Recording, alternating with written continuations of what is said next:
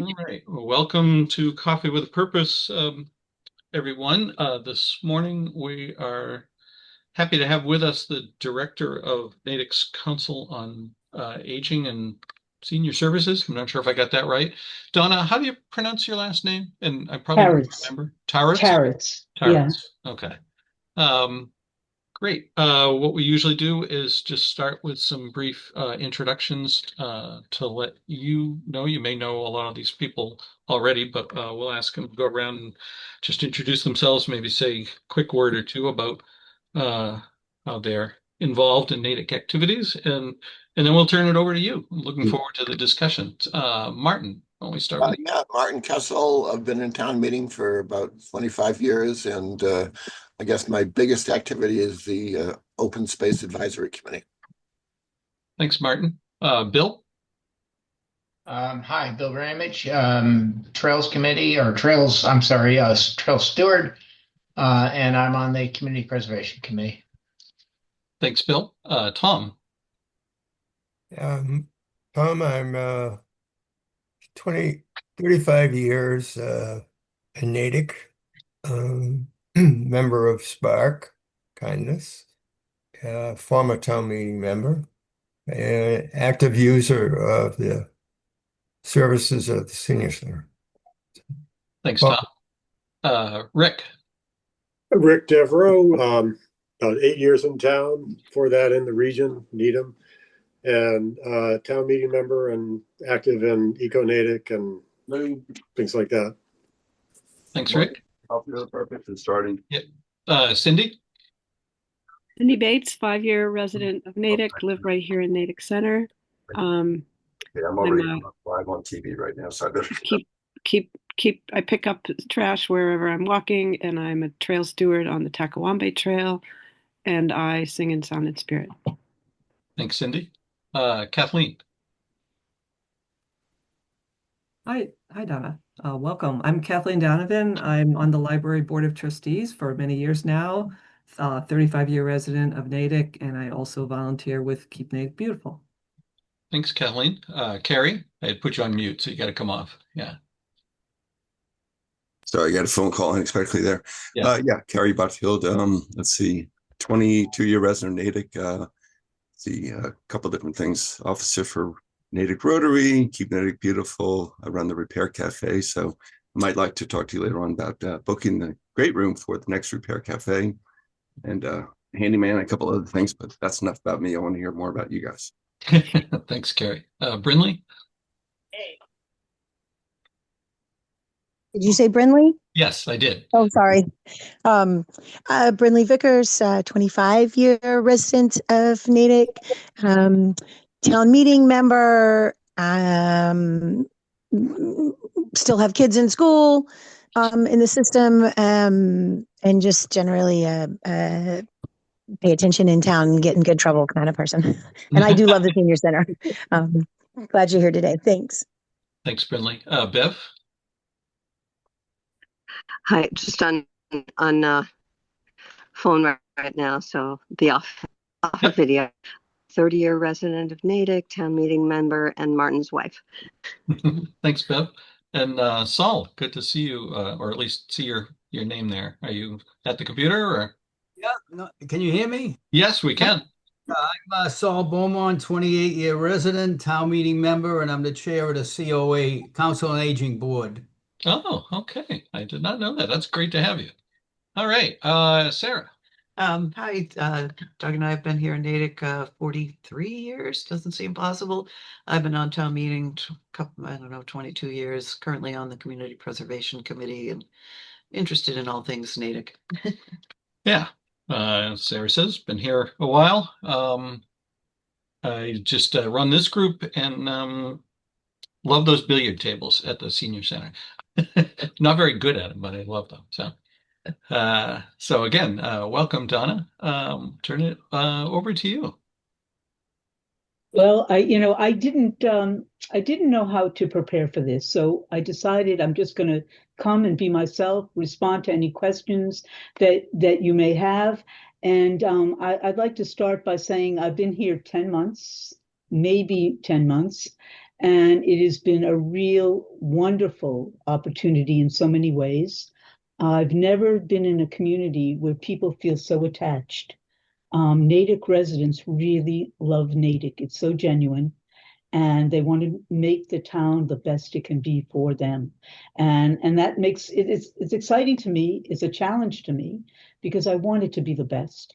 My background is really working with older adults, and I have since I was in graduate school. It was my first experience. That was my internship.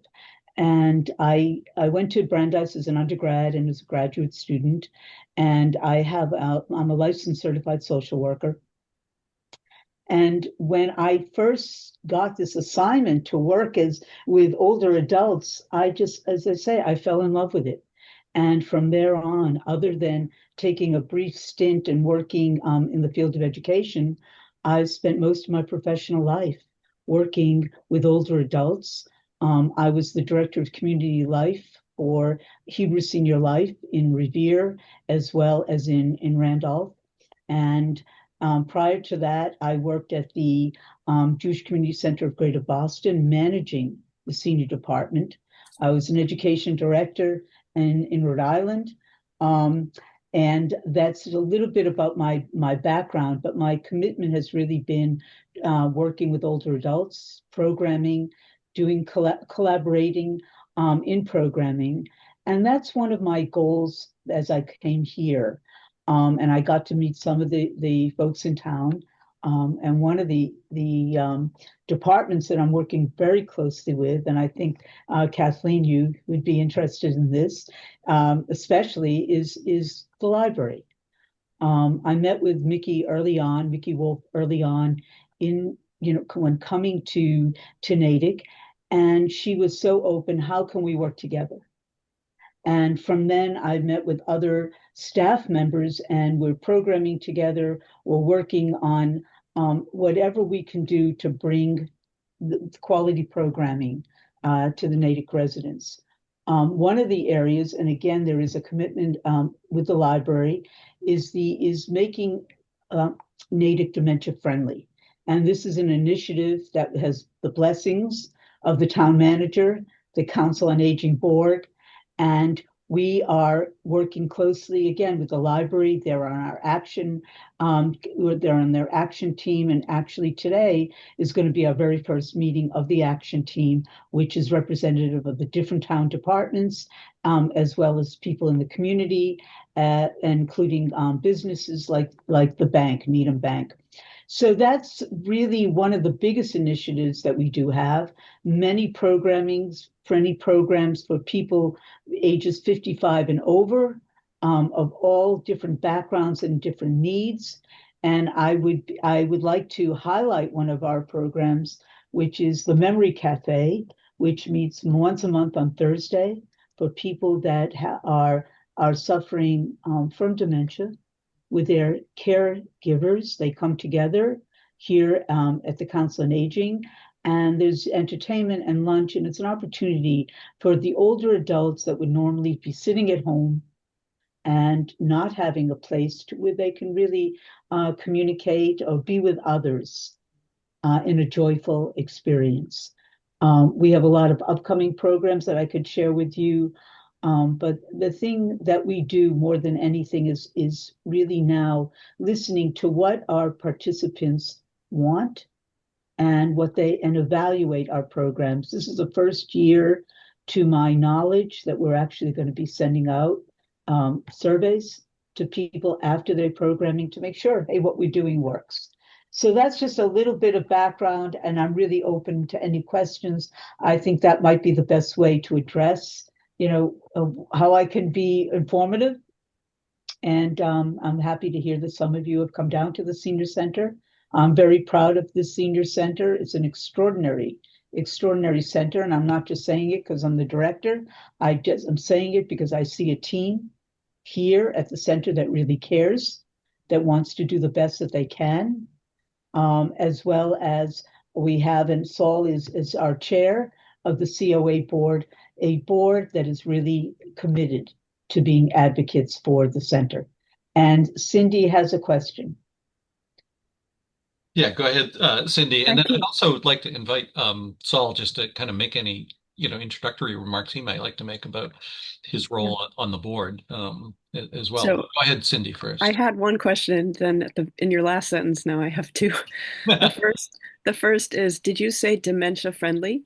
Yes. And could you describe that? And the second is, could you talk about the relationship of the senior center to the COA? I think the COA is kind of a state mandated thing, and just curious how that all works. And maybe Saul should Okay. be talking too. Thank you. So sure. Let me address first dementia friendly.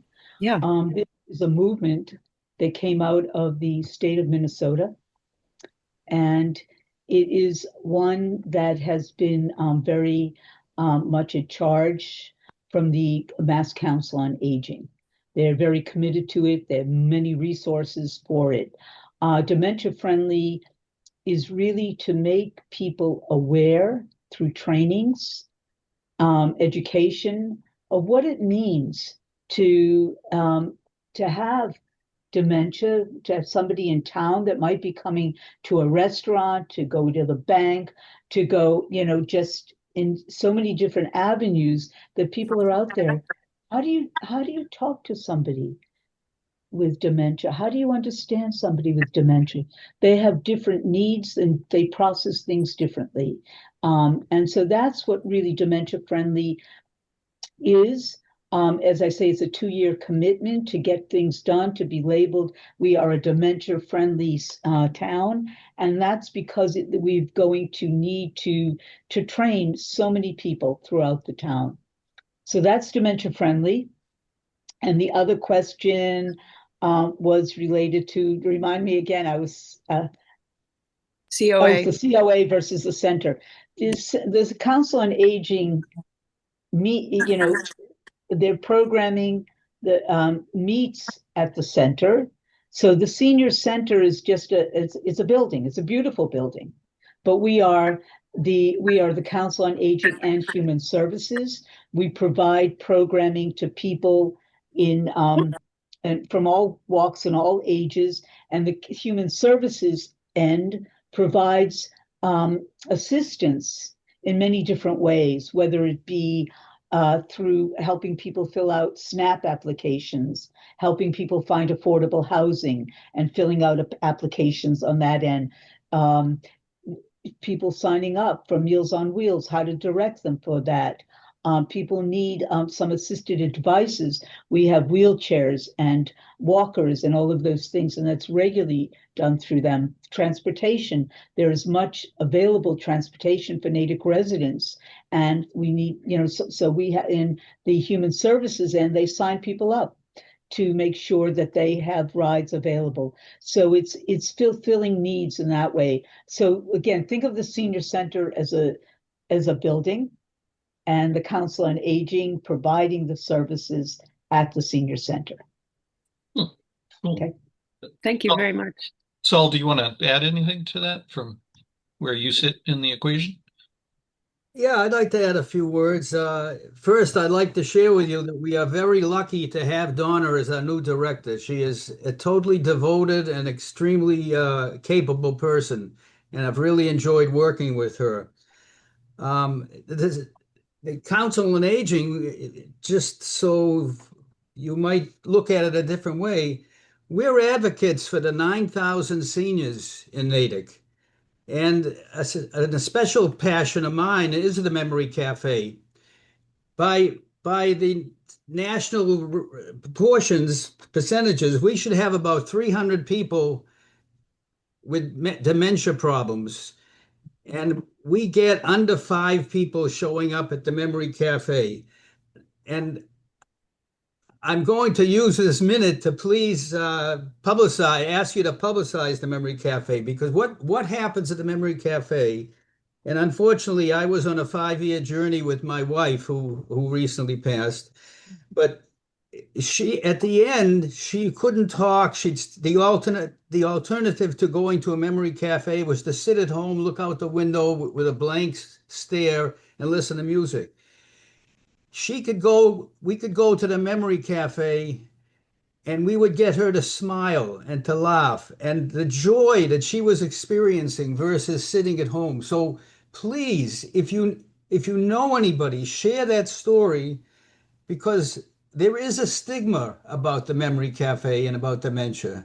And I know initially I didn't want to go to a memory cafe. I was thinking, hey, that's not for me. But we have to learn. We have to open our minds. So as I talk around town, it's amazing how many people have either a relative or a friend who has dementia, but they hesitate to come to the memory cafe. So um, I encourage all of you to share that because they will all benefit. Thank you for the time. I don't want to take anything away from Donna. Thank you.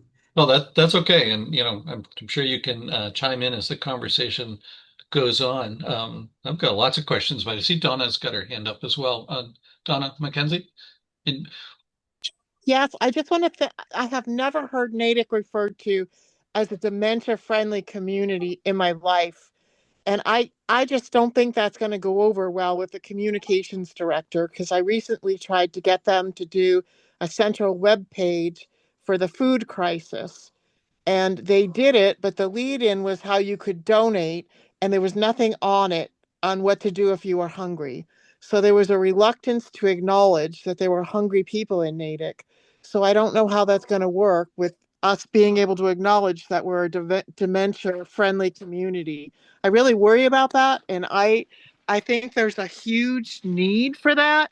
I mean, all of us know people who are suffering from dementia or the beginning stages of dementia, and it is a terrible disease. And I can't speak more highly for the services of the Natick Senior Center, although some of it's like the Hunger Games because you're a victim of your popularity.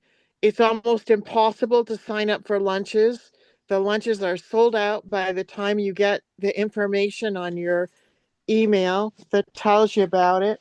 Um, and I just was late to this today because I was going to sign up for a holiday lunch and it took me about 15 minutes. I set my alarm. The other thing that's really hard to do is the Natick Connect, the dial-a-ride service. It takes almost 2 weeks to get where you want to go. You can only sign up 2 weeks in advance. And it's really hard to get a ride. And it's because there are so many people. It's so popular. So I think we need to devote more of, I welcome you to Natick, and I think we need to donate more of our resources, our creativity, and our thinking, because I think our seniors really deserve it.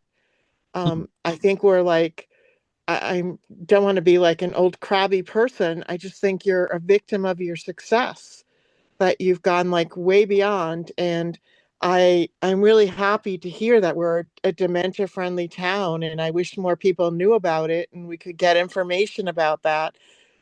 What Saul describes as the memory cafe, I mean, it just sounds wonderful. I'll get off my soapbox today. So welcome. so Welcome.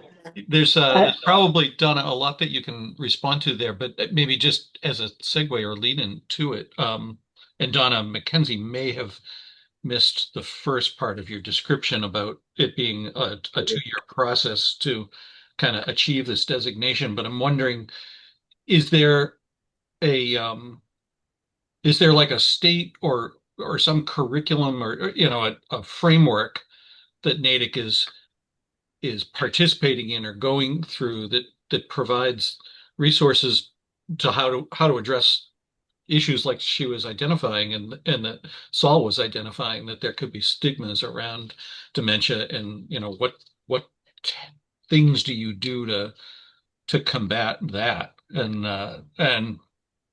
I'm just curious.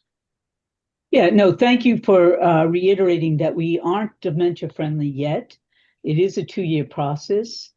We have the blessings, as I said, of the town. We're having our very first action committee meeting today. So, and at that one, it's an opportunity to really lay out and work together of what the framework is. Um, there are two frameworks, if I can say that we're working together to really meld them. One is from the Mass Council on Aging for what makes a town or a city dementia friendly, and the other is Jewish Family and Children's Service. There's a woman there, Beth Salzberg, who has been working for many years on helping towns to become dementia friendly and the process of training. So yeah, there are frameworks, there are steps, and that's carefully going to be followed. I am really optimistic that this will be something that will be embraced by different areas of the town. I know when there are approximately 12 people on the action committee, when each and every person was approached, would you like to serve on this and be trained and train others? The response was, I immediate. I can't wait to do it. And this is from different sectors. As I say, we have the health department, and we have, the library, and I could go on. And everybody had a connection with somebody in their family that, or friends, but mostly family members that had dementia. And they said, this is important. This is really important to us.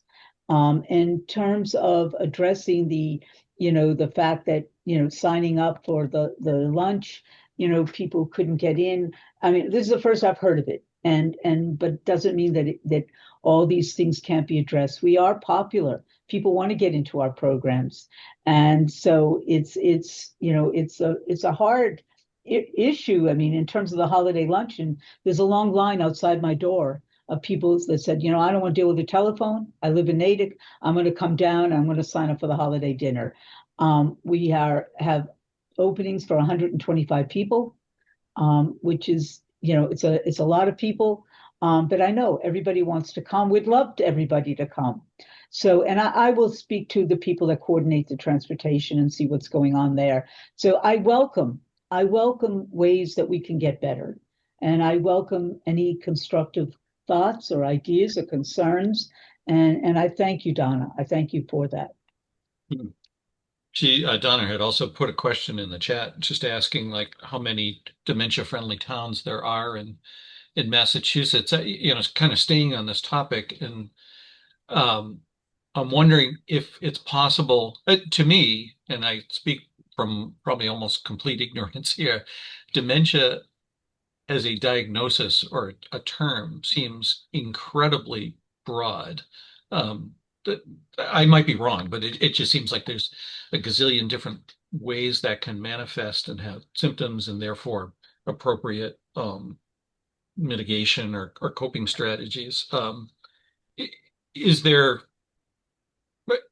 any kind of 5-minute overview you could provide of what does it mean to say someone has dementia, and what are maybe the core elements of what it is a community might do to be more supportive and welcoming? I mean, dementia, very simply, is in the simplest form that I can say, it's a cognitive decline. And it's a disease that affects the brain. Many people think that if you have that dementia is Alzheimer's. That's so far from the truth. Not everybody that has dementia has Alzheimer's. There are many different forms of dementia, and they, some are, more common than others. So to educate the community is really what the goal is how do you approach somebody with dementia? I know that, and I'll just give an example of a different town. We're really at the very beginning stages in terms of, when I can give you some ideas or thoughts on how you approach somebody. But every situation honestly is different. You're listening to people. You're not engaging in deep conversation, because the way people process things are very different when you have dementia as when you don't. So that's something to take into consideration. Our goal with Dementia Friendly is really to educate and to have resources available, to do trainings, to do educational programs, so people are aware. of this. I was starting to say I was going to give you an example. I'm just looking for if I have it in front of me.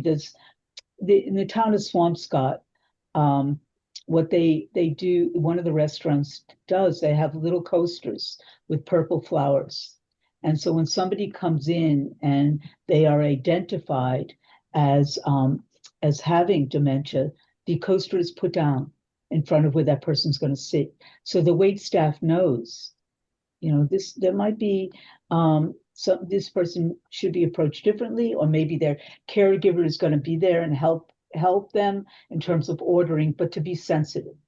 And that's what's so important. To give you a number, I don't have a number, and I'm certainly not going to make up the number of how many towns are dementia friendly in Massachusetts. There's a number of them. There's not, I'm going to say there aren't a whole lot of them. I can tell you that Brookline is, Ashland is, Sudbury is, and those are the ones that come to mind in this area. But it's something that every single council on aging takes into consideration, that there is a population out there with dementia, and how can we help?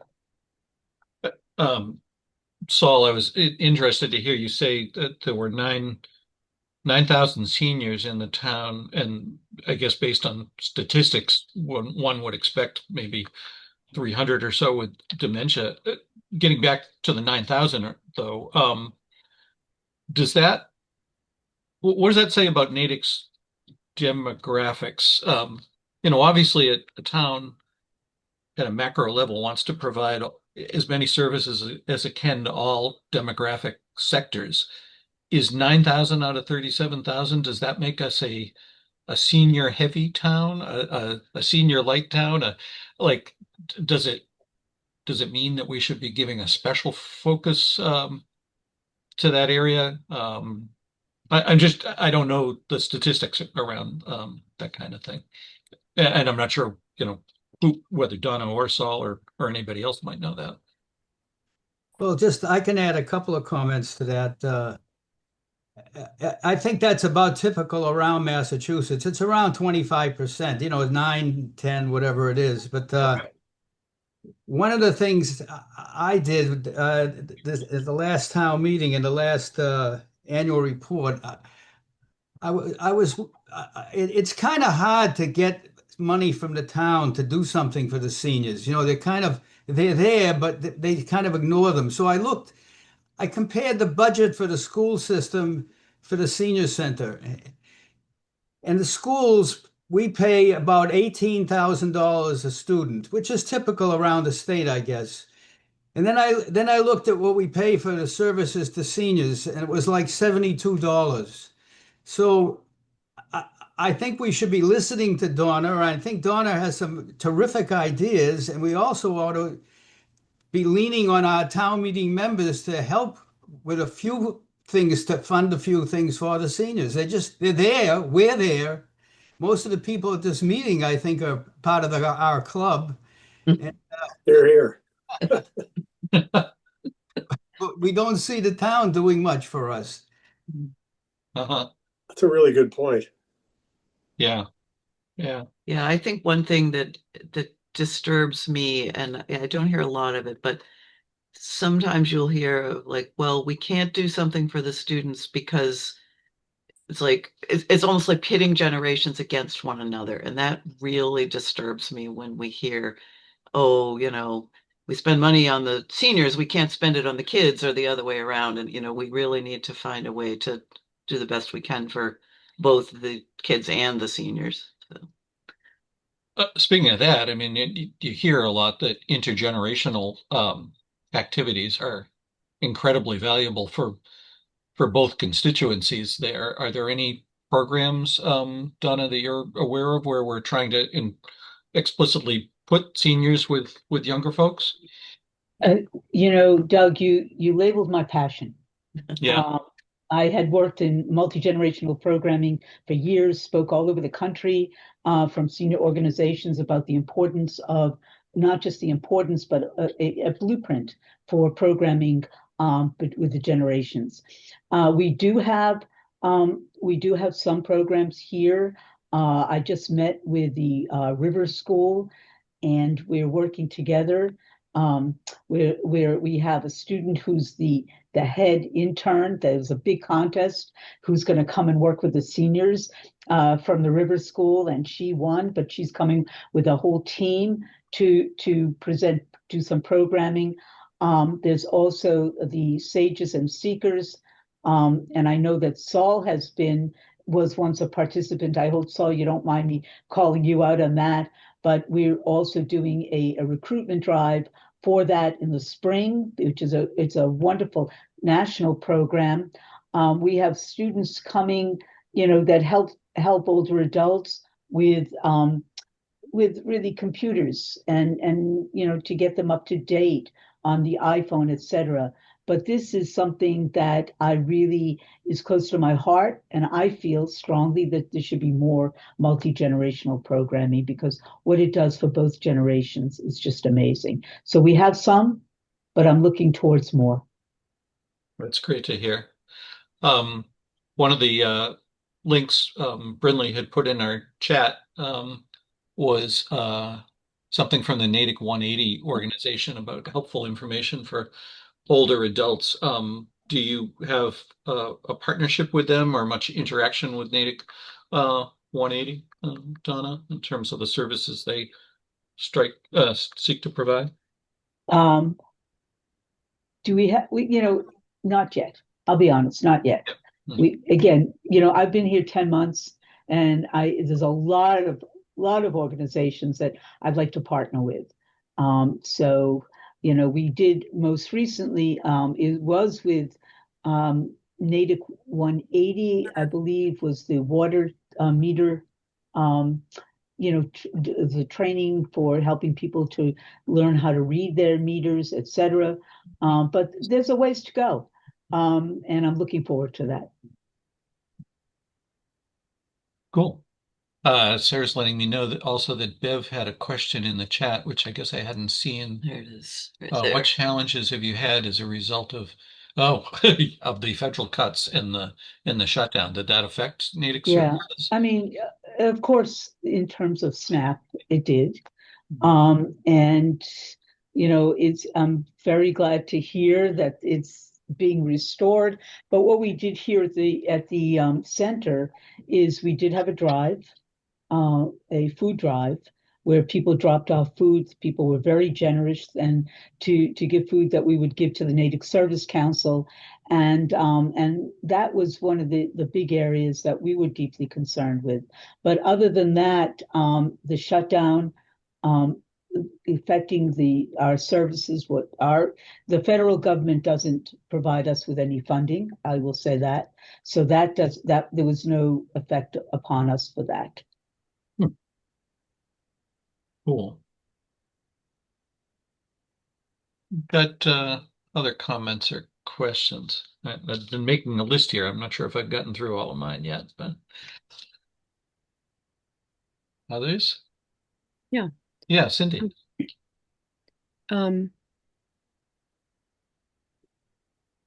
So two things. One would be a Bacon Library, and the other one is the funding that you do get. Is it how much is local, how much is state, and how much might be grant funded? Just curious. The state gives us what's called a formula grant, and they and we're considered a large council on aging. So as a result of that, we get a certain amount of money for, they give us once in the fall and once in the spring. They divide it up twice. So that's really what our monies come from, in terms of we get some grants from the MWRTA. And there's also, what's that? Sorry. I'm sorry. That's the transportation. Our transportation. And we get Springwell, which is an ASAP, which is the best way to describe it is Springwell provides services to our area and other areas, Watertown, Newton, etc. They oversee the Meals on Wheels.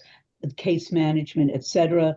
And they had been generous in providing a grant to us for the Memory Cafe. And most of we're not allowed to fundraise. We're allowed to have sponsorships. So I have worked with different between assisted livings, a few assisted livings, the Friends, very much so. The goal of the role of the Friends of the Natick, they call themselves the Friends of the Natick Senior Center. They're really the Friends of the Council on Aging, is to really help and fundraise and provide funding for our programs. And I will say that the Friends are extremely generous with that.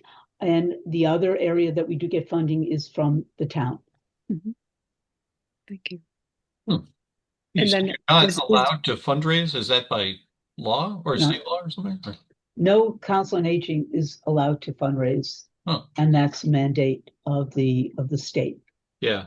And you said we're considered a large one by virtue of what? Our senior population or our senior population, our staff, and that's what makes us a large one. Interesting. And then Bacon Library? And is that on your list too? Bacon Library is on our list in terms of bringing over our brochures, our newsletters, as well as I haven't had the opportunity to meet anybody over at Bacon Library, and I'm glad you flagged it, because I'll be honest, I didn't even, that Morse is across the street, so it's a bigger library, so I go there and I've made connections, but I would be most happy to begin connecting with the Bacon Library. Thank you. Yeah. That seems, if I could say, that seems like a great way to foster some intergenerational, activities, because they do so much. They do a lot of children's programming at Bacon that's very cozy and sort of non-threatening. It's a small space, and grandparents show up for readings and song sessions with grandchildren. It's a joyous place to be. Yeah. No, that's helpful to know. I remember when I was working as a director of community life in Revere, what we did is with one of the schools, it was second grade, and the kids were reading Make Room for Duckling. And we had the I'll call them seniors, we referred mostly older adults, who did the readings out loud, and there were projects to work together, and they would sit and they would really have discussions based upon this book. And the end of the year, when there was a celebration, and we went down to the public gardens and we saw the ducks, the sculptures, and it was a really fun time. And that the seniors and the kids made really nice connections. So I will explore that at the Bacon Library, and I thank you. Cool. Yeah. Well, if I could offer another idea on that, Donna, on the Bacon Library, it would be in the library, in the basement of the library, is the Historical Society of Natick. And I think many, at least seniors that I come in contact with and socialize with regularly, who can no longer speak about current events, and they just can't stay current with things or remember things, still have a good memory of history. And I think that history is really important for the town as a whole to be brought out from people who some of whom have lived here for a long time and have stories and have memories or feelings about Natick in the past. And that would be another nice sort of way for them to get together and actually be able to talk about things that they remember. Sure. Yeah, almost a corollary to the veterans oral history. We should have a seniors oral history. Yeah. I see both Brindley and Kathleen have their hand up, and Donna had a question in the chat. So let's go to Brindley first. Yeah, it's kind of two questions. The first one is thinking about my own journey with members in my family struggling with dementia. I remember kind of what it was for my cousin. Are there resources in? I remember what a struggle it was for the family members noticing the signs and needing to get help. So not necessarily, at the point of needing and utilizing a memory cafe, but at the point of needing the resources in the beginning of how to have that conversation with your loved one and how to get the help from doctors and resources for that. Do you guys have resources for that end of the journey, that beginning end of the journey? Yeah, I mean, we have resources. I think what's important that people know that they can call the human services area, not just intake and referral, but I'm going to also say the staff to personally ask them, what are the resources that are available?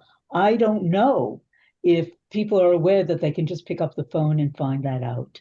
And maybe that's something we should include in our newsletter to let people be aware of it, or an e-blast to let people know about that, because yes, we do have the resources. We are aware of the resources.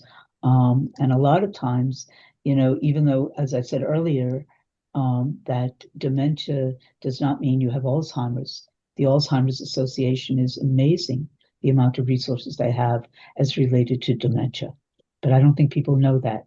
We have a caregiver support group as well. Yeah, exactly. I think that's what I was looking for, is that information, but not just for the Alzheimer's side, because the Alzheimer's side really has done a lot for support. There's an enormous amount of, it's very easy to Google that, but signs, other signs, memory loss, just the initial signs of dementia, that the confusion and the things that come with it, that a lot of people say, well, they use the expression, I'm just having a senior moment. And not realizing that maybe there's some help at that stage of the game and how to get that help. Is that can I find that on your website? I don't think I think what you can find on the website is only the fact that you can reach who you can reach out to. And I think that's a really, you're bringing up to me, maybe this is a really good educational program that we could have, to say, if you have a family member or a friend and you'd want to know where to turn, here are some opportunities, here what you can do, and just have some of our staff as well as people, out, experts out in the community to come and speak. So I'm going to make a note of that, because I think that's really important. Thank you. Yeah, that's wonderful. Thank you. And my second question was, is I guess for both you and Saul. Saul mentioned, town meeting supporting it when the vote, but I know that it has to come to us to support. And so I understand where the money comes from, but who actually helps create the budget? Who helps create the asks? And is there a way we as a community can help that end of it? Last year, the budget, I think, was presented to FinCom in maybe February. I had come on staff on January 8th. So, so the director of community services was the one that created the budget, and I attended, but she was the one that did present the budget at that time. So I know that the director of community services, Angela Snell, plays a major role in that. Great, thank you. Kathleen. Yeah, this is just kind of a drawing on comments that Rick and you made, Doug, about the intergenerational idea. And I just want to say, I think that's such a wonderful thought to follow through on. And I can speak from experience of attending the Veterans Breakfast at the Kennedy Middle School for the last 4 or 5 years. And the whole 8th grade prepares for that breakfast, and the kids come with questions that they have their little index cards. It's really cute. And they sit down and hear from the veterans and then ask questions, but they go so far beyond the index cards. They get engaged, and they were really good with follow-up questions. So I think we do have to look for other opportunities to bring those two groups together because they have so much to give to each other.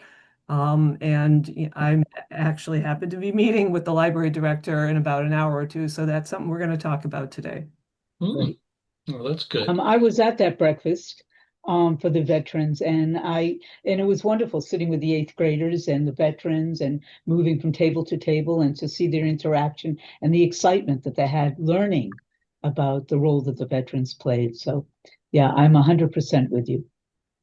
When Sharon Kirby was still working at the Community Senior Center, she asked Doug and I to participate in Doug and me to participate in a program.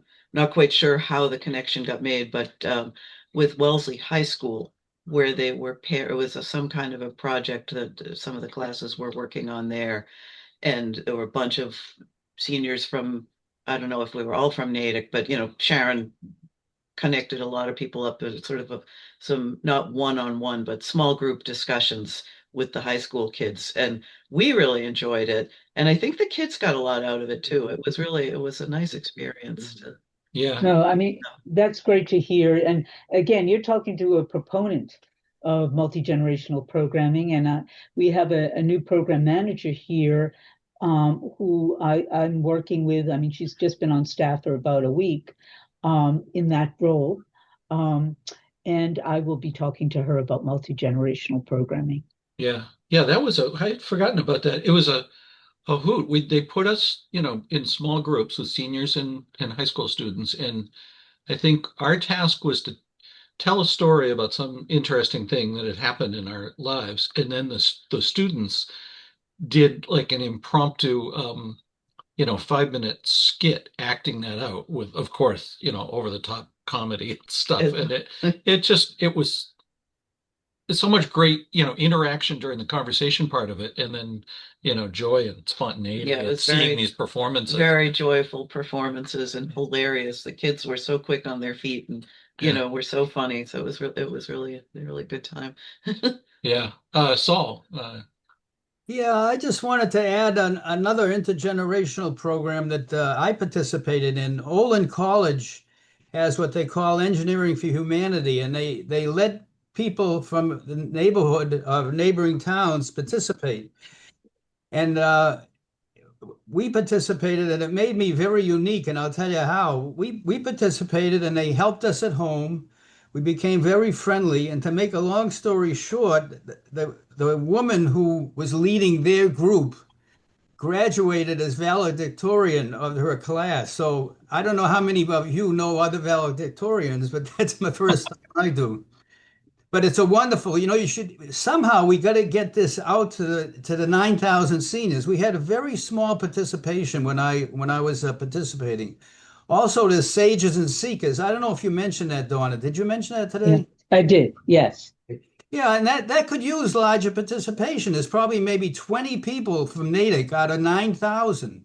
We have a 9,000 resource base, and we have very small participation. Wow. Brinley, and your hand up. Yes, it's making me think of two other things as we're having this intergenerational conversation. One is the school committee. I think, is there a liaison for the senior center for the school committee?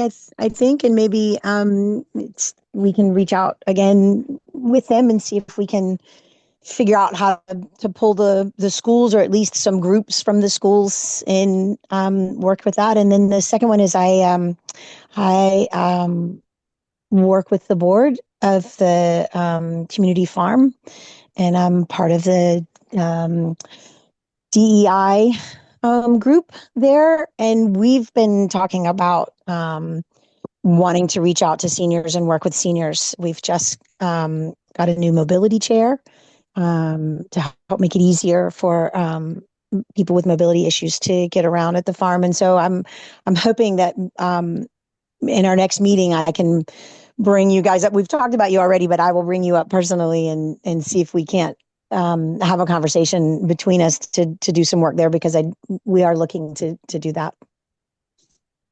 That'd be great. No, I think it would be great to collaborate with not with every department in community services, as well as to have a person that I can speak directly with the schools. I was going to be going from principal to principal, but if there's somebody that you would recommend, that would be fabulous. Yeah, I'll do some thinking on that and catch up with you. Cool. I think this conversation so far is echoing what your very opening comments, Donna, were about how engaged Natick is in wanting to make the town as good a place as possible. Rick, I see you've got your hand up. Right. Yeah. Well, Saul's, comments about the Olin program reminded me that probably, maybe even 10 years ago, I did a memoir writing program at Brandeis where students came in, and I took a friend who at that point was in her late 80s, to do this, to work on her memoir. And it was a wonderful program, well attended.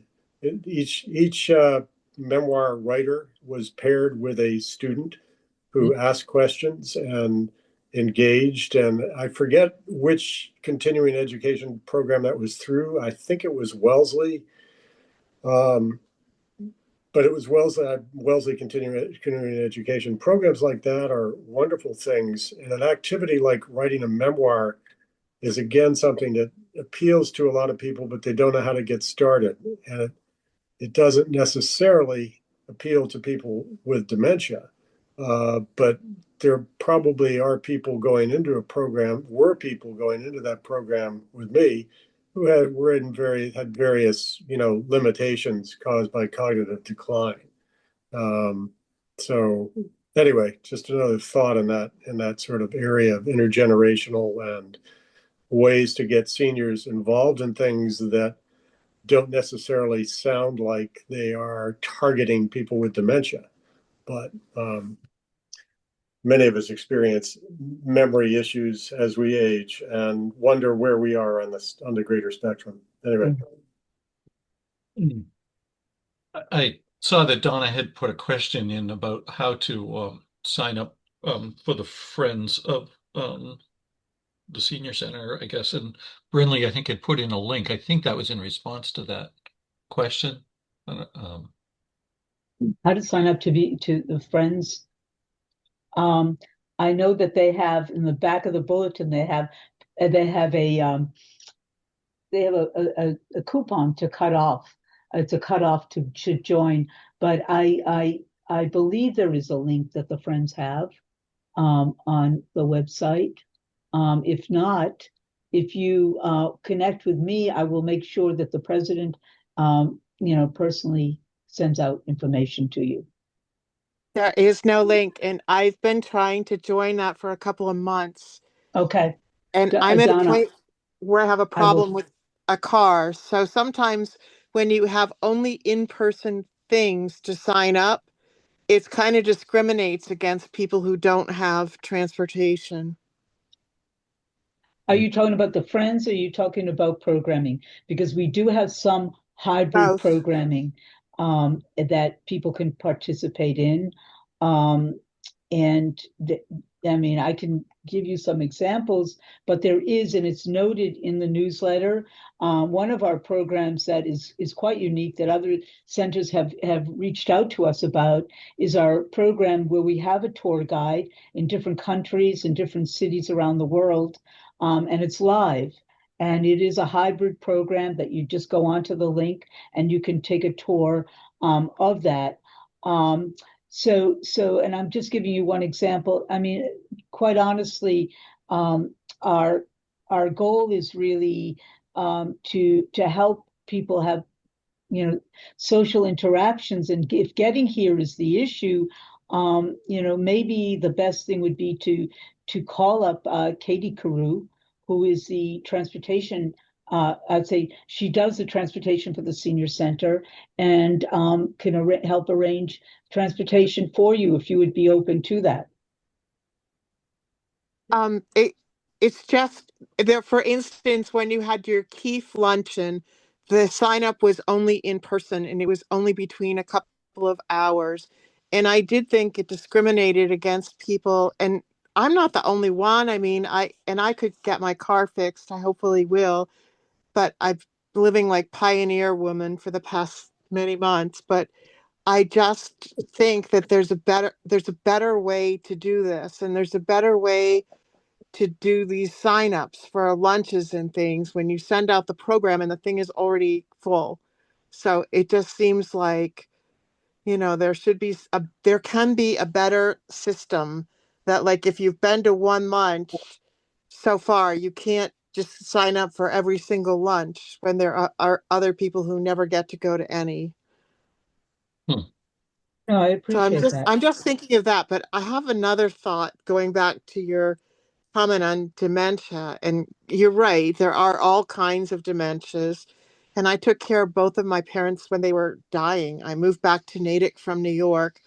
My father had several health conditions, non-pressure hydrocephalus, prostate cancer, just a bunch of conditions. But the non-pressure hydrocephalus, he had a shunt in his head that needed to be programmed, or when it got out of whack, he got confused. And I remember one time shopping at Roach Brothers, coming home, and the police had called me because my father had been confused and thought they were people in the bushes trying to murder him. And they were like, "Well, you understand that we have to respond to these kinds of calls." And of course I did. Of course I did. And my dogs were very protective and not very friendly. So one poor police officer was outside sitting on the wall to my house. So it's really hard. Families go through a lot. It's not easy to have a senior that you're taking care of with very difficult and compromised health conditions. I'm glad you have the caregiver support group. You didn't have that before, but there weren't also they're just, I mean, again, it's complaining, but you need to do more. There's not enough resources in that band. And like the kind of confusion that comes with aging is not something to be ashamed of. And there's such a broad spectrum of it. And I have an aunt, Brinley rightly pointed out that families can't tell if somebody's got dementia sometimes, or it's hard for them to admit.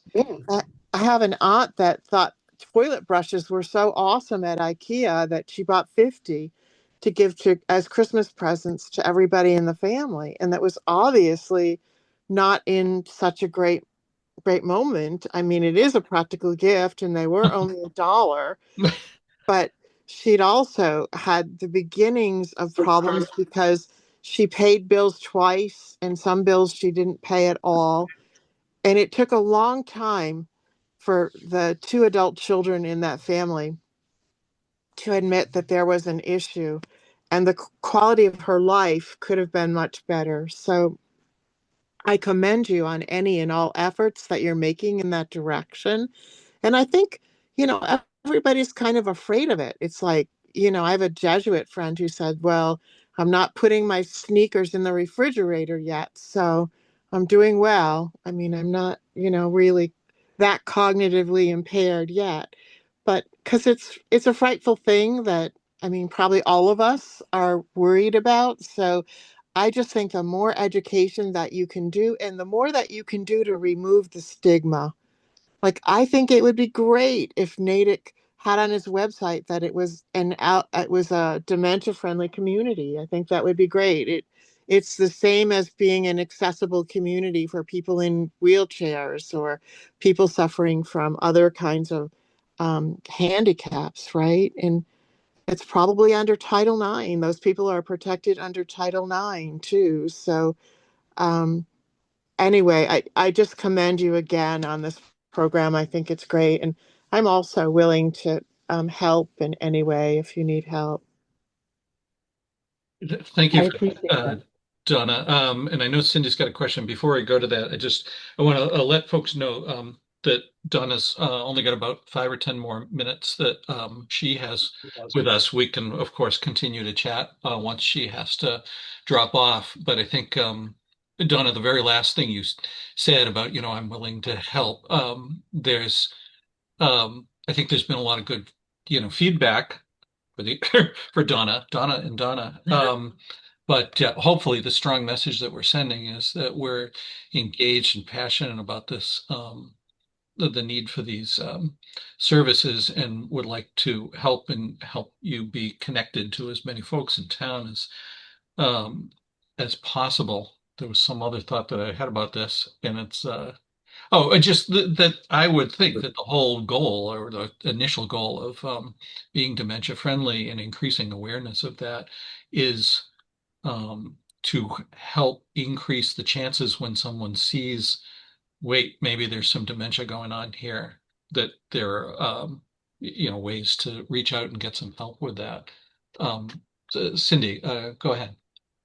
So I just want to share a little bit of a good news story. There's a gentleman on the second floor where I live who's in poor health, very bright biochemist kind of guy, had heart attack and has had several strokes. And a couple of weeks ago, I was sitting here at my computer and I could hear knocking downstairs. And often he has CVS, will have to come upstairs, knock on the door, and then he's in another room, so he can't hear. And so I'll go downstairs and open the door, which they leave open, and then escort the person to his bedroom. And this time it was a police officer.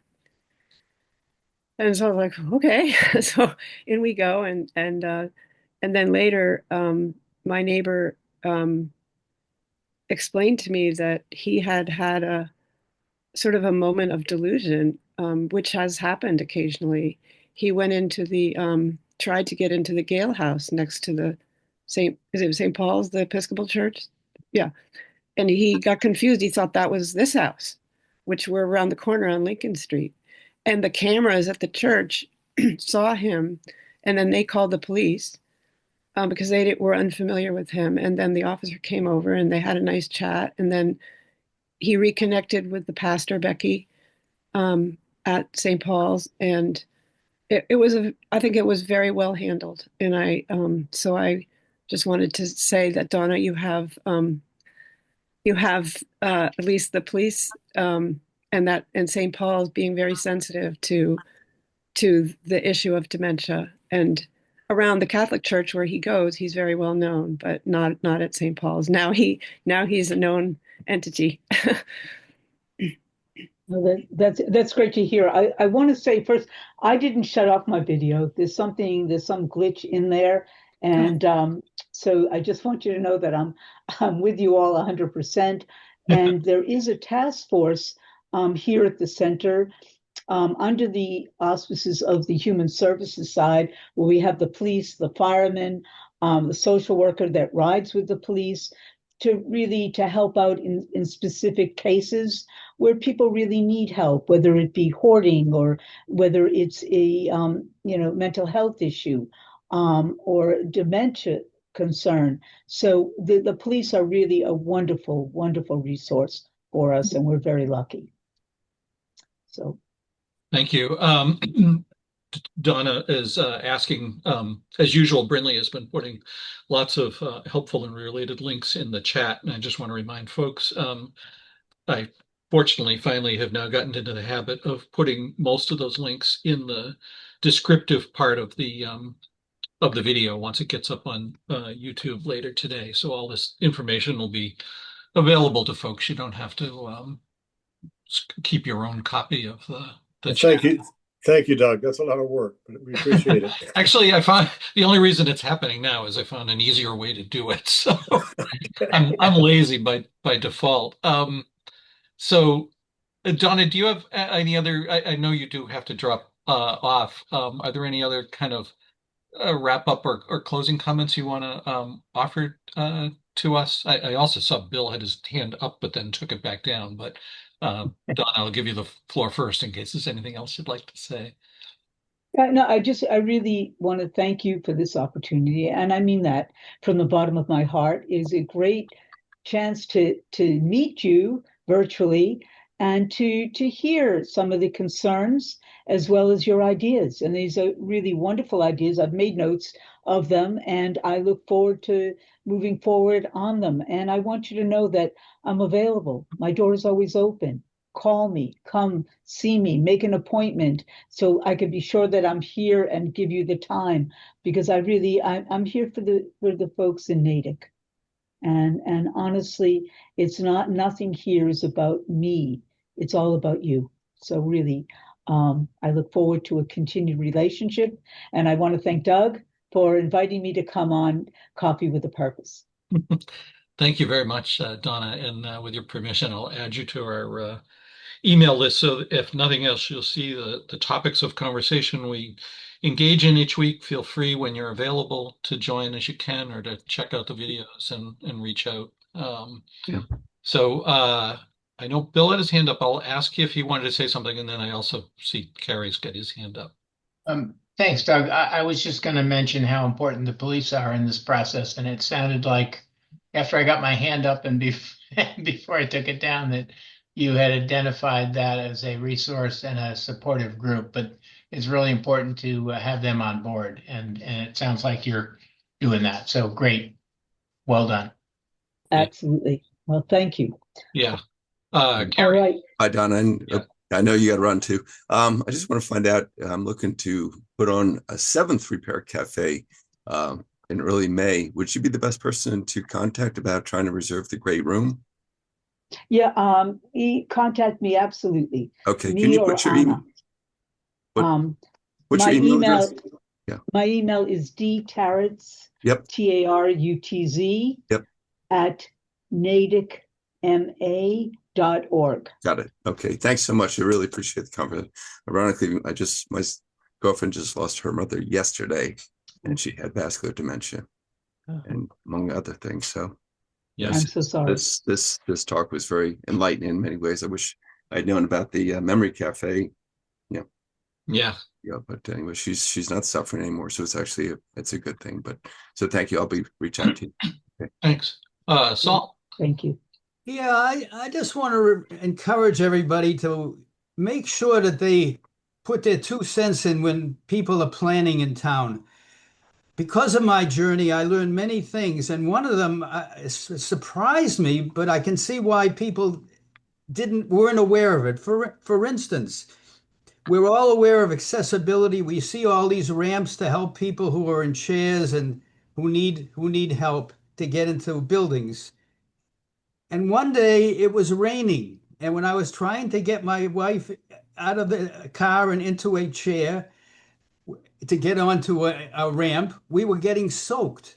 And I went to a lot of memory cafes, and it turns out about out of 50 buildings, only 2 of them actually address that problem, which is very easy. You have a portico that you drive under. If it's bad weather, you don't get wet. So people don't think of these things, and if we think other people, the younger folks, are going to be worrying about us, I think we gotta think about that twice. So make sure that you participate when people are planning in town.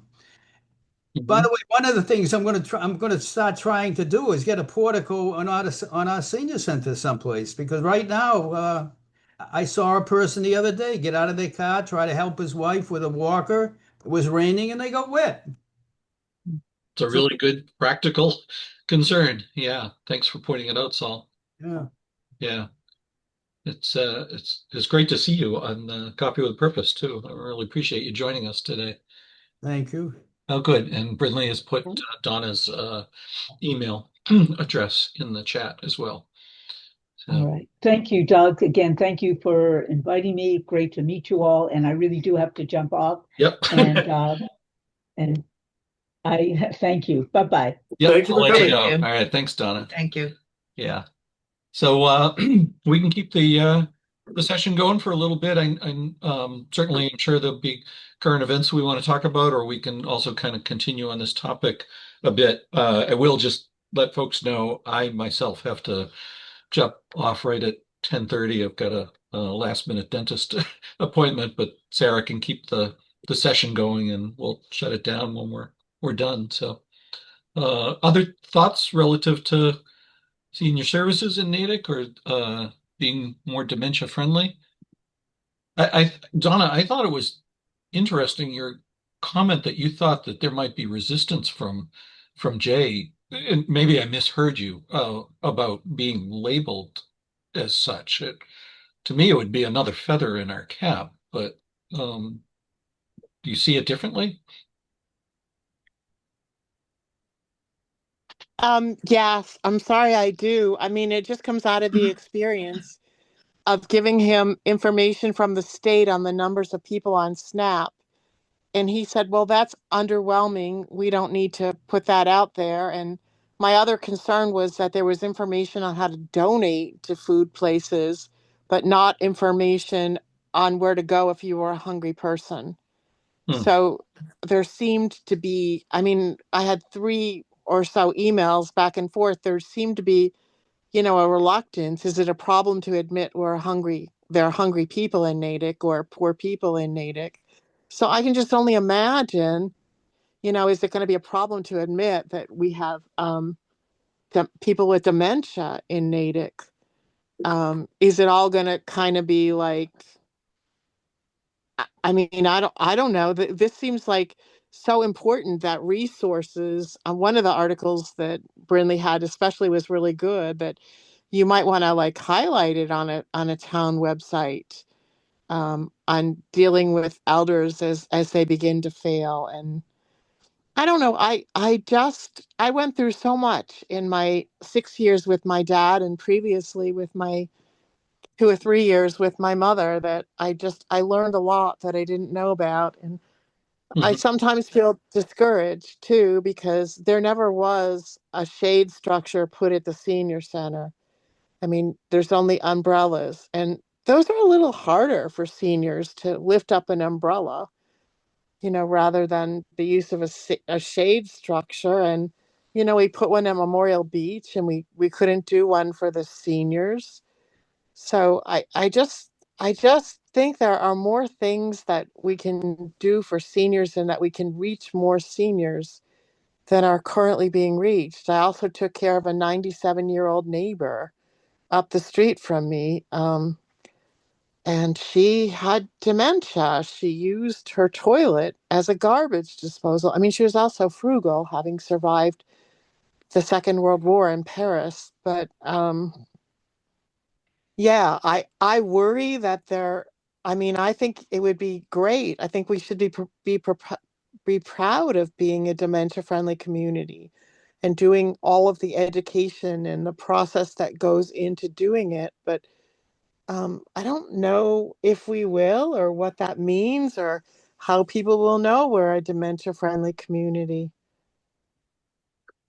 Yeah, well, it's a valid concern, and it echoes some of what Saul has been commenting on this morning. And I would guess that the best thing that we can do is, definitely reach out to Donna and, offer her our help as she goes through the steps in this 2 year plan, and to the extent that we've got um, relationships with other key figures in town, including Jay, that we kind of drum up or or signal our own support for the importance of this, and just kind of change the vibe. It's not one person complaining or commenting. It's a real need.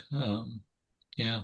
And I think so many of us have had, you've certainly had more experience than I have, Donna, in dealing with family members, but we all know a family member, a friend, a neighbor, it's an issue that's out there that touches everybody. So I think there would be support for, people would be receptive to learning what they could do to be more supportive.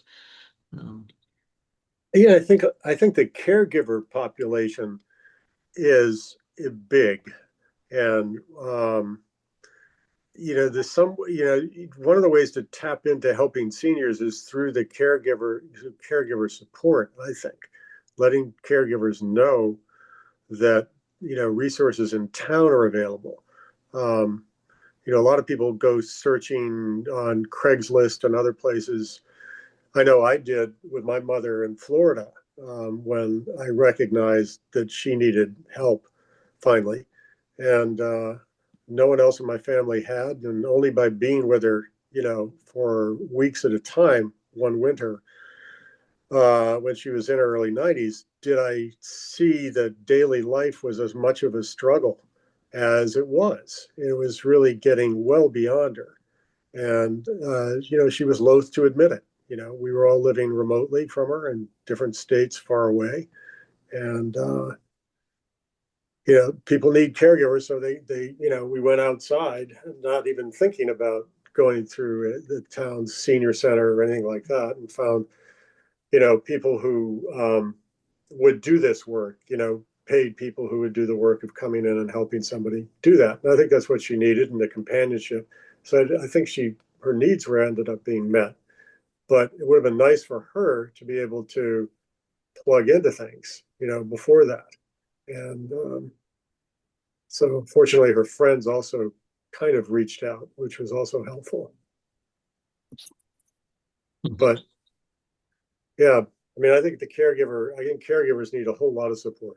I know one right now dealing with an older wife who has Alzheimer's in Newton, and it's tough. Yeah. If I can add to that, it's interesting what turned out with the memory cafes. I found that once a month was not adequate, and it turns out there's over 100 memory cafes around the state, and we used to go to like 4 or 5 a week. And at the end of this journey, I think I, as a caregiver, probably benefited more than my wife. I was stronger at the end than I was at the beginning. At the beginning, I was starting to feel old, but it gave me purpose. It gave me satisfaction. I was helping her, and it was very beneficial for the caregivers, and that's who we got to get to, because the patients, they're not aware, and you can't really go to them and ask them to do things, but we got to get through to the caregivers. I'll give you an example that there's the stigma. It's hard to believe, but there really is a stigma out there. I got 2 stories in stigmas. One, I was talking with a friend of mine who was like on the phone, who's like 92 years old, and I remembered I had to take my wife to a memory cafe. So I said to her, "Hey, would you like to come with us to the memory cafe?" And she said, "What did you say?" I said, "Would you like to go to the memory cafe with us? It's really fun." She said, "No." And she's never spoken to me again. Apparently, she thinks that I was accusing her of having dementia, which of course I wasn't. The other one is very recent. I have a good friend whose mother has dementia. She's aware of memory cafes, and I noticed that she wasn't going to our memory cafe. I contacted her and I said, "Why aren't you going?" "Well, I don't want to do this. I want to do that." Finally, after I twisted her arm and promised to go with him, she is taking her to the next memory cafe, which happens to be this Thursday. But it's hard to break through. And it's so beneficial. If you get through and they go once or twice, they just keep going. It's very beneficial. Brindley, So thank you for that. I just want to let you know, Brindley's link, which again will go in the description, is a link to the list of memory cafe. It's a memory cafe directory. You can put in the zip code, and then it'll tell you where all the local ones are. Donna had her hand up, and then we can go to you, Rick. Okay. Yep. Well, I just want to echo that. I think socialization is so important for elders who are being cared for at home, because it's too easy to isolate, and socialization makes a huge difference. And the senior center, I didn't hear this program described today, but once upon a time, they had volunteers who would come and visit with your elder like once a week or become friends. And that can become really helpful when you're caring for, to have somebody who's like not a relative, or to come in and visit. And I always made a point to have my father's friends over and have them visit. And like he knew Tony Jarvis of Jarvis Appliances and had given him the key to his shop, and they were good friends. And I mean, Tony came over and my whole father's face lit up. I mean, just seeing friends and socialization is so important. And I think that's what the senior center offers. In any way that any of those programs can be supported, I think is really helpful. And something like a memory cafe is wonderful. And it would be good if Natick could offer it like maybe more than once a month. I mean, it just seems like a month is a long time in between visits for people to go. As Saul, you were pointing out that you went to like others in other locations. So I just, there's no substitute for the kind of socialization. I think the schools might still do this. I don't know. They did it with Anna Nolan. They had a superintendent's brigade and they had young people who are willing to come and help seniors with snow shoveling, raking leaves. I think the senior center still does the raking leaves program, and things like that. And that's a win-win because there's a volunteer service hours that kids get, and seniors also get really needed tasks accomplished that they might not have the strength or ability to do. So it's really, Yeah. I mean, people can die of heart attacks from trying to shovel. So any kind of program where people like work together. And I think there must be more ways that we can support the senior center. I Yeah, mean, think it's, about, oh, go ahead. Sorry. Yep, she was okay, done. Yeah. Yeah, no, I was gonna say I think I'm done. our kids I'm did done. the raking program. They did it through Scouts, they did it through the church youth group, and they enjoyed doing it. They enjoyed meeting the people, and Mhm. you know, it was a good program. Yeah, whenever there can be some conversation and relationship building beyond actually accomplishing the physical task, even better. Rick, Yeah, just looking at the list, the link that Brinley just put up about memory cafes around there, it reminds me of looking for AA and Al-Anon, programs around, and those were frequent, more frequent, I would say, and regular, meeting weekly in almost all cases, and more often.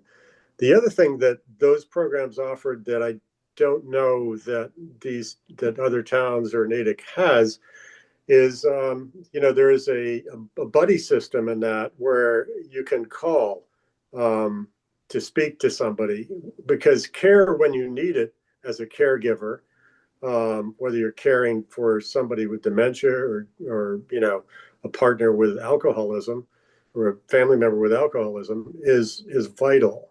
So you don't always have to go to friends or just bury the stress that you're undergoing. And I don't know whether that's a thought that could be implemented, but it's kind of like a buddy system, basically, that might emerge from the care cafes in town, people caregivers who can call another caregiver, that kind of support, without Natick did involving. that. Pardon? Natick did that. Natick did that. I don't know if they still have it, but they Uh, had a buddy system, especially for calling and making sure everybody was okay if they were living alone and reminding them to take their medication. mhm. So that could be really helpful for prolonging the length of time that a senior could live alone. It's probably easy to forget to take medication. So there was a buddy Yeah, system for that.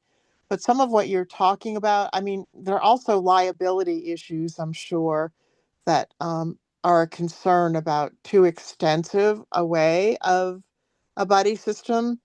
So this was a limited buddy system, but it was really helpful.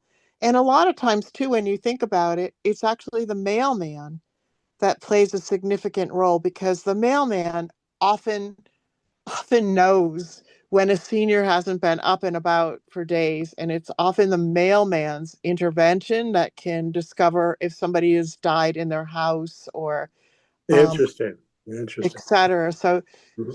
like all of these like people play really important roles, and the fire department and police department in Natick are wonderful. They even keep a list. I mean, they knew my mother's impaired medical conditions. And so on the times I had to call 911, they knew. And that was just so helpful. It was so helpful when she died and I had to call 911 because she wouldn't do a DNR, but they didn't do aggressive CPR. They would have cracked every one of her ribs and it would have been uncomfortable. But they could look at me and they could say, we know your mother and we know you. We're not going to do this. Mhm. And I can't tell you. I mean, I think I had tears in my eyes at that point, how wonderful it is to be known. So there are some systems in place that are very good. And sometimes people might need a reminder to let the police and the firemen know about their loved one's condition. Absolutely. I mean, that's a thought that wouldn't necessarily occur to many people, me included. So Yeah, many people that's like, good I to know. can say it's also Can I really just hard to do that. Oh, sorry. Go ahead. yeah, I was just Saul's had his hand up for a while, so just go want to on. give him a chance Yeah. to speak. Yeah, thank you. Yeah, I wanted to mention a couple of things. One, these memory cafes, which provide a meal usually, entertainment, and a nice space, they're free. All of them are free. We don't mention that, and some people might worry about it costing something. Mhm. The other one is Donna mentioned something about the buddy system. There's a program in some counties in Massachusetts called the Are You OK? And I know where they call every day for people who sign up for it, they call every day and check in on them, ask them if they're okay. I know they have one in Norfolk County and it's free there. That's the good news. But it boggles my mind. They only do it Monday through Friday. So God forbid you can get sick on Saturday and Sunday, you know. I looked into it in our town and they think it's too much of it's too much of a it's they don't have the manpower, the people power. But I also learned that somebody has created a software program that for $15 a month, they can automatically call you in the morning. And of course, if you have an answer machine, it answers. However, they're looking for a response of a number. So if you answer and press the number 8, let's say, they know you're okay. If not, there's a protocol they follow where the first thing they do is contact a relative. Maybe you went away and you didn't tell anybody. The next thing they do is contact the hospital that you left the name and to see if you're there, if there was an emergency. If they get negatives on those, it goes to the fire department who has your name and address and probably a key or some way to get in. And they come down to go in and see how you're doing. Recently, a couple of months ago, they saved a person's life in Norfolk County. There was a lady there who had a stroke in bed. She had this thing that if you fall down, it's an alert, but she didn't fall down. So she was lying there and she didn't answer the phone that morning and they saved her life because they would have found her, a couple of months later. Wow. Mm. Wow, that's a cool Yeah. plan. Brinley, I'm sorry I cut you off. I just saw it had his hand up for a while. Oh, no problem. Saul, I love this whole thing about the Are You OK services. I put 2 links to other towns doing it. And I think it's a wonderful thing to look at to see if maybe conversations with those 2 towns, with the council on aging from those 2 towns, if maybe they're able to help us figure out how to have something like that here in Natick. They use a callback system that Natick already subscribes to. So maybe it's just a way to figure out how to do an extension of some services that we already offer. So I really think that's wonderful. I just wanted to say in terms of getting the police to check in on people, it can be very challenging to do that due to privacy laws and other laws that are happening in town. I mean, in the country, laws on the books. I remember when we had a family member who wasn't answering and we were trying to get a wellness check and they were in a different town than us, and getting the police to agree to do that was almost next to impossible. It was really, really challenging. We had to get a neighbor to help do it, and it can really be a thing. So sometimes that's a bigger picture. So, I think this Are You OK services is really pretty cool. And then whenever you guys are ready, I'm happy to give you my updates.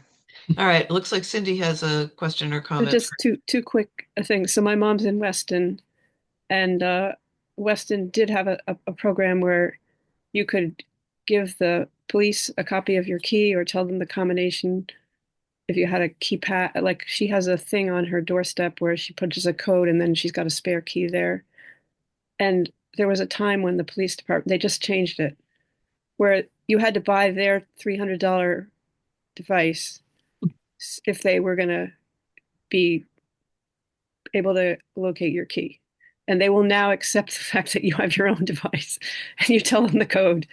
And so she has that. And the other thing is just an anecdote that a few years ago, she heard a story, I think it was on the radio, about Wordle and this guy in California whose mother and he were exchanging their Wordle scores every morning. And one morning she didn't do anything and he called the police and they found her and were able to save her. And so my mom does this Wordle thing with not only my brother, but also a couple of grandchildren. And she likes to tell that story. Anyway, that's all. And I have to get off pretty quick, but thank you this was a terrific discussion this morning. And thank you, Saul, for coming and for sharing your experience. It's I find that, the word memory cafe, I find I have a very similar. I have no, my mom is fine right now, but there's some kind of stigma that I have in my own head about memory cafe. And why would I ever, what would when my mom wouldn't really want to do that, that whole thing. And so thanks for sharing all of your own experience. Thank you. Well, yeah, I do need to head out myself, but Cindy, I really love that story about Wordle because I mean, what Saul was telling us is great of a service where you can sign up with a code and all that stuff. But if that's, maybe scary or people are thinking, gee, I'm not really ready to need that. But if we just connect with our loved ones and have these kind of softer, well, no, we're just playing Wordle together, but it has this add-on benefit that wait a minute, why didn't I hear from that person? I think that's a great like idea. in 3, in 5, that's all that happens, right? Yeah, I think that's a fantastic, it doesn't have to be Wordle, but just anything where there's a routine thing that we share, and then that throws up a flag if the person didn't share. So I'm gonna head off. Sarah will finish up. Brindley can do her announcements. Thank you. Good luck. Yep. Right. I just want to say I'm grateful for this conversation today. I'm at the point where I'm experiencing this a lot with family members, and have experienced it with family members. So it's, I feel like this information is always so important to get out there. And I did put in the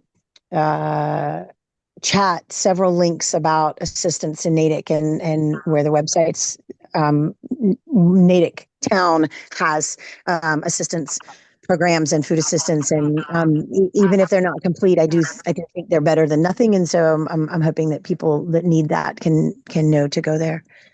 And really, the only thing I wanted to bring up today for announcements was tonight is a memorial school building committee meeting. There hasn't been one in a while. They've been going to visit schools instead of and not having a public meeting. So they haven't had a public meeting in a while, committee meeting, and that is tonight. And I know that a lot of us here are very interested in sustainability and then being green.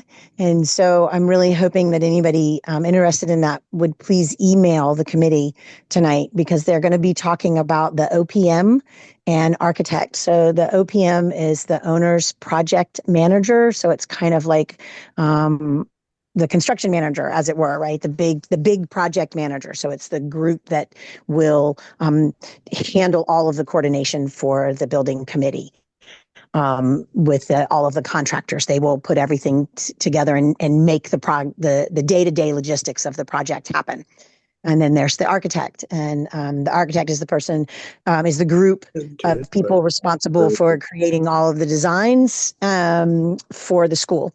And my experience in town is that if we don't put requirements in the RFP, which stands for request for proposal, it doesn't necessarily happen. And so if we want there to be green experience and sustainability experience in our project manager and in our architect, it's really important for us to email them and say, please make that a requirement, make a mention of that, make that some part of something in the RFP so that it happens. And I do think the more they hear from people, the more likely that is to be considered. And so that's my real plea for today, is to please email the Memorial School Building Committee, and email the whole committee and not just the chair, to make sure that everybody's getting it. And you can look on the, if you Google Memorial School Building Committee, Natick, it'll come right up, and you scroll down to the bottom of that and you'll find an email. And Rich, I've been paying attention to the meetings. I think there's been a lot of feedback. I think that there's one group that thinks, oh, well, we can just put that in later. And then there's another group that's like, well, if they don't have experience, then we're not likely to get the best deal. And so we need to put that we want them to have experience up front. And so that's my plug today as we work on sustainability in our community, to please let the building committee know that you actually care about that, and so that it can be included. Thank you, Brinley. Thanks, Brinley. And one other thing, that's just because there's always more meetings than we can possibly keep up with, but there's also a meeting tonight about water quality in Lake Cochituate. I think everybody knows there have been a bunch of closures due to algal blooms and so forth. So anyway, there's also a meeting tonight about that at the town hall at 6:30, I think, in the select board meeting room. So anyway, always more to keep up with. But I thank everybody for the discussion, and have a great week. We'll see you next week. Thanks, everybody who's left.